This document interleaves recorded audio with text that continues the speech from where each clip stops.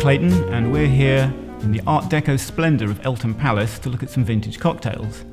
Now, thanks to Prohibition, a lot of talented American bartenders left the States to get work, taking with them their ideas and their skills, creating a global golden age of cocktails. Now, we know that Stephen Courtauld himself used to make cocktails in this very room every evening.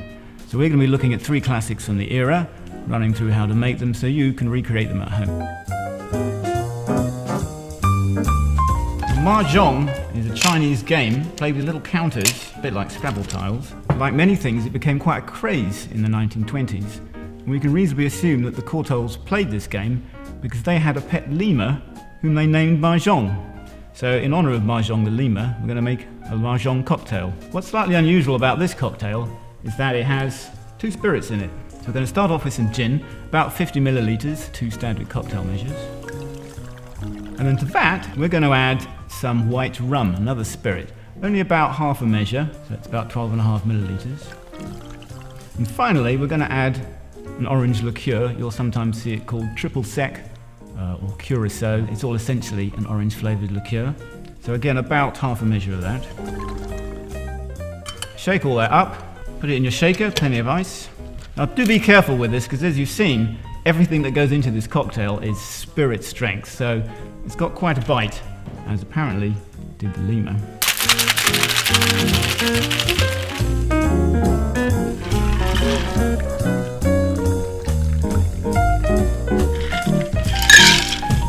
And finally, as a garnish, a little bit of lemon peel. So there you have it, the Mahjong cocktail. Chin chin. From about the 19-teens onwards, aviation became a very popular hobby for those who could afford it, and the whole world thrilled to the exploits of aviators like Charles Lindbergh, who crossed the Atlantic solo in 1927. And in fact, it became a commercial enterprise pretty soon too, and during Prohibition, one American airline teamed up with a Cuban rum producer to lay on what you might call a booze cruises, flying out of Florida straight into Havana Harbour where they spilled out and hit the bars. So it's not surprising that before long someone would name a cocktail after it. So start off with about 50 millilitres of gin, about 2 standard measures. And we're going to add about half a measure of maraschino, that's 12.5 millilitres.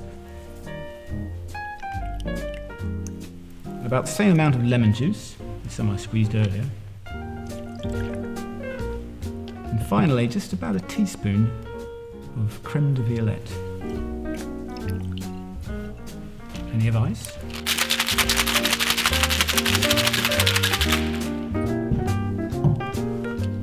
And if we got our proportions right, there you have it, a sky blue cocktail.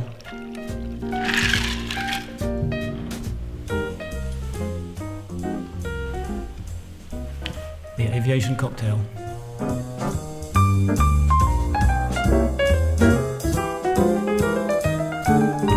Now, a Commodore is a rank in the Navy, and of course the Navy has a fine drinking tradition of its own, so it's not surprising they should have a cocktail named after the Commodore. And in fact, the Courtaulds themselves had their own yacht, and they were great travellers, and they even had their own map room where they plotted their travels.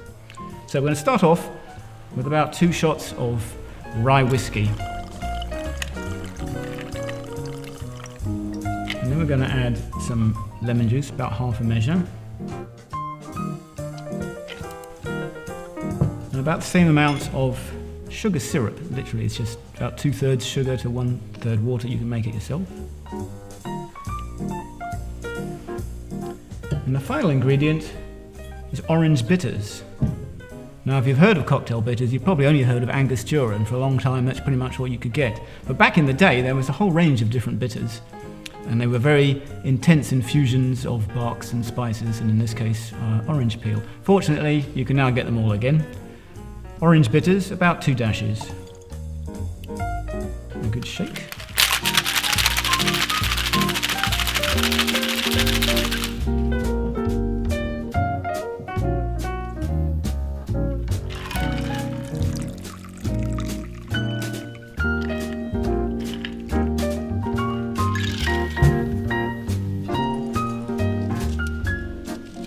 Piece of orange peel.